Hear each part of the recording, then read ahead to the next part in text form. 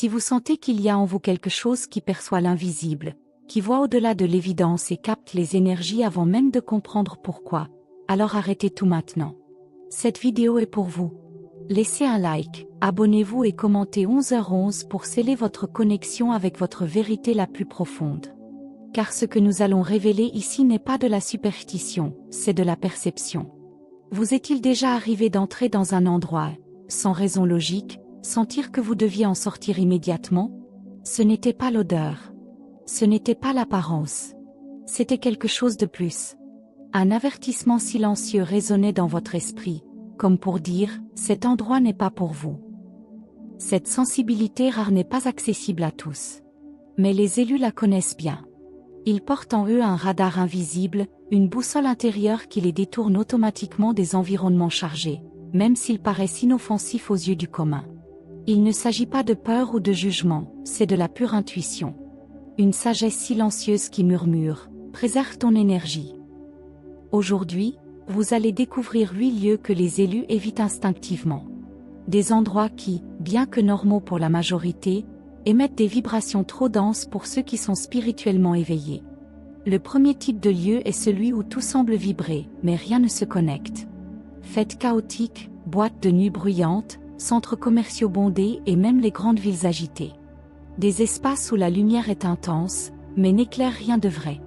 Pour beaucoup, ce sont des lieux de loisirs et de distraction. Pour les élus, ce sont des champs de bruit énergétique. C'est là que la clarté se perd, que l'âme s'étouffe et que l'intuition est noyée par des vagues d'agitation, d'anxiété et de schémas vides. Ce n'est pas que les élus soient antisociaux. En vérité, beaucoup d'entre eux ont une capacité extraordinaire à se connecter profondément avec les autres. Mais ils ressentent ce qui se cache derrière les apparences. Là où la majorité voit de la joie, ils perçoivent une angoisse déguisée. Là où les autres s'amusent, ils sentent l'énergie imploser. Quand ils se trouvent dans ces environnements, quelque chose en eux ne coopère tout simplement pas. Ils peuvent même essayer de s'adapter, mais tôt ou tard, ils trouveront une excuse pour partir. Il ne s'agit pas de timidité. Il s'agit de préservation spirituelle. Le deuxième endroit que les élus évitent semble contradictoire à première vue, les hôpitaux et les établissements médicaux. Bien qu'ils soient des centres de guérison, ce sont aussi des dépôts énergétiques où la douleur, la peur et la mort coexistent quotidiennement. Les couloirs de ces lieux portent des marques invisibles de souffrance, d'angoisses non résolues et d'histoires interrompues. Pour les personnes hautement sensibles, chaque pas dans un hôpital est comme marcher dans un champ dense d'émotions non exprimées. Ils ressentent le poids de l'environnement, sans toujours savoir d'où il vient.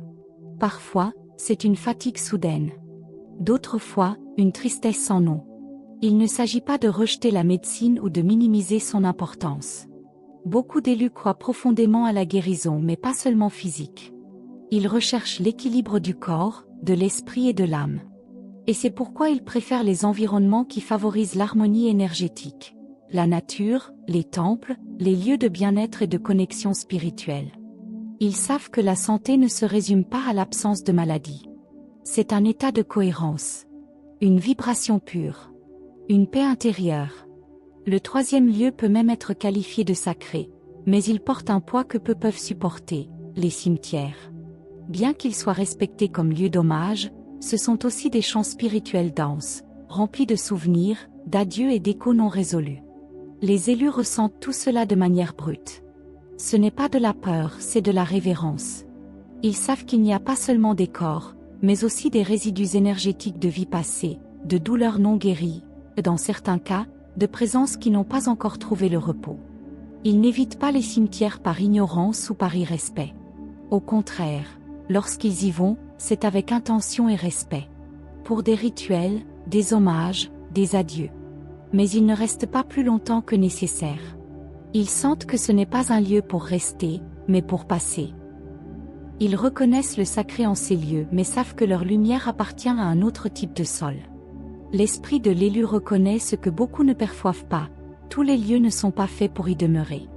La mort peut être une transition naturelle, mais il existe des espaces où l'énergie stagnante n'accueille pas les vivants. Des lieux où l'âme, au lieu de s'élever, se referme. Les cimetières, par exemple, sont des champs de mémoire spirituelle intenses, mais les élus ne dépendent pas d'eux pour se connecter à l'au-delà. Pour ces êtres sensibles, la communication avec les ancêtres ne se fait pas entre les pierres tombales ou les murs de marbre, mais dans le silence de la méditation, la puissance d'un rituel ou le murmure d'un rêve. La présence spirituelle n'exige pas de proximité physique, mais une intention véritable. Le lien dépasse l'espace et le temps. Quant aux environnements bruyants, aussi banals qu'ils puissent paraître, ce sont de véritables défis pour les élus. Le son, pour eux, n'est pas qu'un bruit, c'est une fréquence. Et certaines fréquences portent des conflits invisibles. Les bureaux où règnent les commérages, les réunions familiales remplies de jugements, même les groupes en ligne toxiques, tous ces lieux vibrent en dissonance avec l'âme éveillée. Quand la conversation perd son essence et se transforme en critique vide, en malice déguisée ou en spéculation gratuite, l'élu le ressent immédiatement. Ce n'est pas mental. C'est comme si tout son corps entrait en état d'alerte silencieuse. Rester dans ces espaces n'est pas seulement inconfortable, c'est spirituellement corrosif. Même en silence, simplement entendre ce type de bruit peut sembler une trahison envers ses propres valeurs.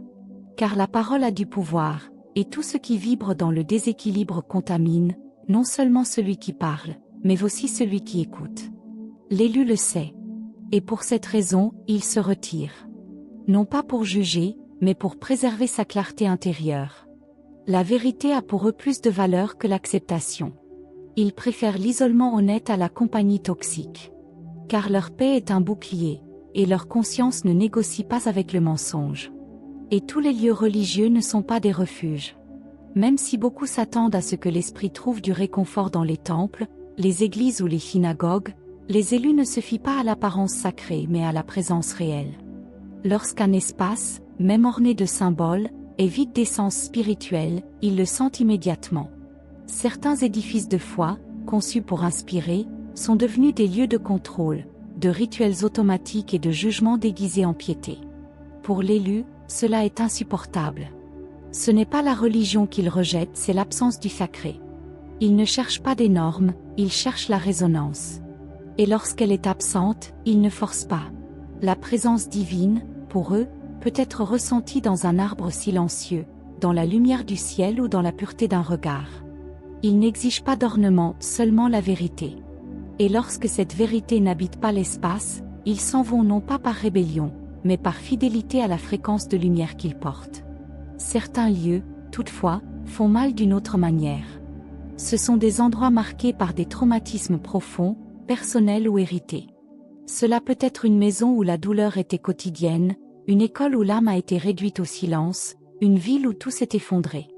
Même lorsque le temps passe, l'énergie reste. Invisible, mais présente. Les élus le ressentent. Parfois, sans même savoir pourquoi. Le corps se fige, la poitrine se serre, une envie de fuir surgit sans avertissement. L'âme reconnaît ce que l'esprit a tenté d'effacer.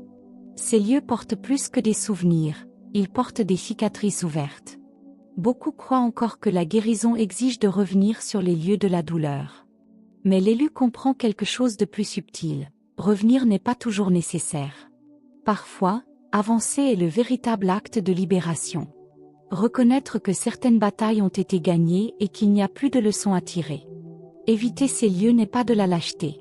C'est de la sagesse. C'est écouter l'âme qui dit « Je n'ai plus besoin d'être ici ». Et alors vient le contraste le plus flagrant, les centres commerciaux lors des jours d'euphorie collective. Black Friday, soldes, foule à la recherche de l'immanquable. Pour beaucoup, ce sont des moments d'excitation. Pour l'élu, ce sont des champs de chaos énergétique. Il ne s'agit pas de consommation. Il s'agit de désespoir. L'énergie dans ces lieux devient dense, tendue, marquée par l'impulsion, l'anxiété et une course aveugle vers une valeur extérieure. L'environnement, rempli de précipitations et de compétition, se transforme en vortex qui aspire la conscience. Tandis que la masse court après les rabais, l'élu ressent le prix invisible qui est payé, sa paix. Rien là-bas ne nourrit. Tout épuise. Et comme dans les autres lieux qu'ils évitent, ils s'éloignent. En silence. Car ils savent qu'il y a quelque chose de bien plus précieux à préserver que n'importe quelle offre, l'intégrité de leur esprit. Au cœur de la frénésie de la consommation, où tout semble tourner autour du toujours plus, Les élus se déplacent silencieusement dans une autre direction. Alors que la majorité court après des offres, du statut ou l'urgence d'accumuler, ils perçoivent quelque chose de plus profond, une déconnexion criante derrière toute cette hâte. Leur corps réagit. Leur système nerveux ralentit comme un réflexe de protection, leur intuition s'allume avec clarté, et leur âme les pousse simplement à s'éloigner. Il ne s'agit pas de mépriser les réussites matérielles, mais de reconnaître quand la quête devient une compulsion. Ces environnements ne drainent pas seulement leur énergie, ils la déforment. Ils font vibrer la fréquence spirituelle en disharmonie. Et pour l'élu, cela suffit. Il n'y a aucune raison de se battre pour une place dans une mer de bruit. Ce qui compte vraiment n'est pas à vendre. Lorsqu'ils ont besoin d'acheter, ils le font calmement. Sans précipitation, sans anxiété, sans se perdre dans le chaos. Ils préfèrent quelques pièces choisies avec intention que beaucoup accumulées par impulsion. La simplicité, pour eux, n'est pas un manque, c'est une forme de révérence. Ils valorisent ce qui dure, non ce qui brille un instant. Et il y a encore ces lieux dont l'étrangeté ne peut être expliquée par des mots, des maisons, des bâtiments, des chambres où tout semble correct de l'extérieur, mais faux à l'intérieur. La lumière entre, les meubles sont jolis, tout est propre, mais l'air est lourd. Quelque chose ne colle pas. L'énergie révèle ce que les yeux ne voient pas. Les élus perçoivent cela immédiatement. Ils n'ont pas besoin d'explication. Ils ne cherchent pas la logique. Il leur suffit de ressentir. Et quand ils ressentent, ils n'insistent pas. Ils changent leur plan. Annulent des rendez-vous. Refusent des invitations. Non pas par manque de respect, mais par cohérence intérieure. Peu importe si tout le monde dit que l'endroit est bien. Si la vibration est désalignée, ils choisissent de partir. Et ils partent. Sans drame. Sans justification. Car ils savent que la paix vaut plus que les apparences de courtoisie. Ils ne savent pas toujours pourquoi. Mais ils savent ce qu'ils ressentent. L'âme comprend avant l'esprit. Et c'est avec elle qu'il décide. Toujours.